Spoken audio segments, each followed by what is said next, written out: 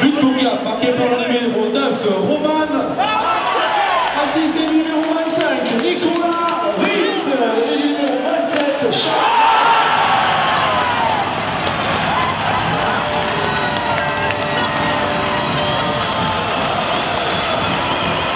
Assisté du numéro 25, Nicolas Ritz. Et du numéro 27, Charles.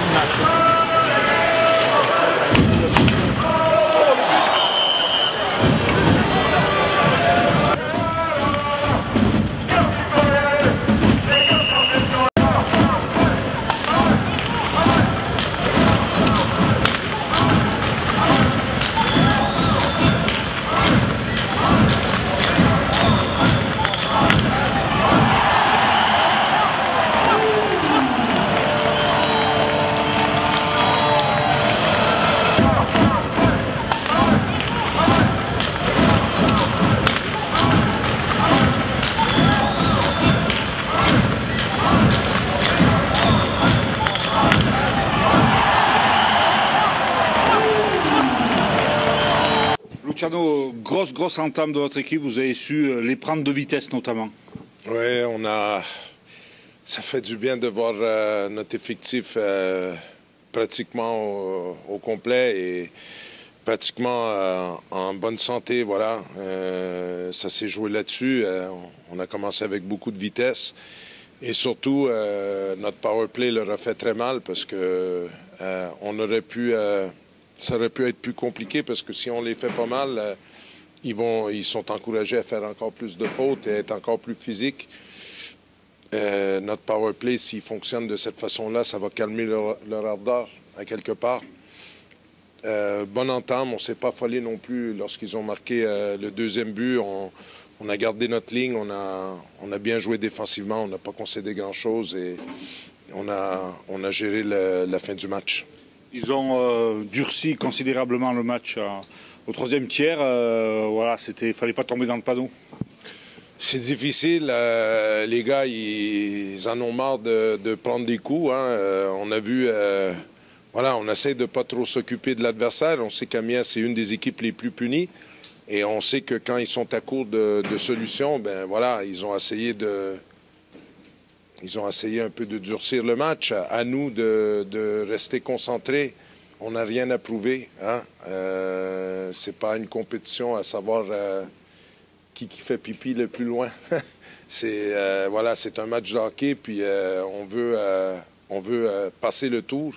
Et ça va passer aussi par une grande concentration, Et le courage, ça se démontre pas seulement avec les coups qu'on donne, c'est les coups qu'on encaisse et qu'on reste concentré. Voilà, c'est ce que j'ai dit aux joueurs déjà avant le match. Et voilà, on a un peu repliqué à la fin. C'est dommage parce qu'il faut être au-dessus de ça. C'est pas notre jeu.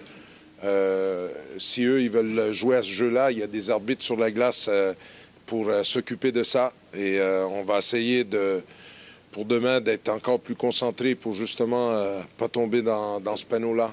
Et je l'avais dit avant le début de la série, ça va être l'équipe qui a le plus de force mentale. Eux, ils veulent jouer ce jeu-là. Nous, on veut jouer un jeu rapide, technique. Et puis, les deux équipes essayent de tirer l'autre équipe de leur côté. Et nous, il faut qu'on reste sur notre ligne. Luciano, vous avez touché un mot à Clément Fouquerel avant de rentrer dans le vestiaire. Vous êtes satisfait de sa première prestation avec les Rapaces? Non, je lui ai juste dit comment il se sentait de finalement gagner un match en play-off, c'est tout.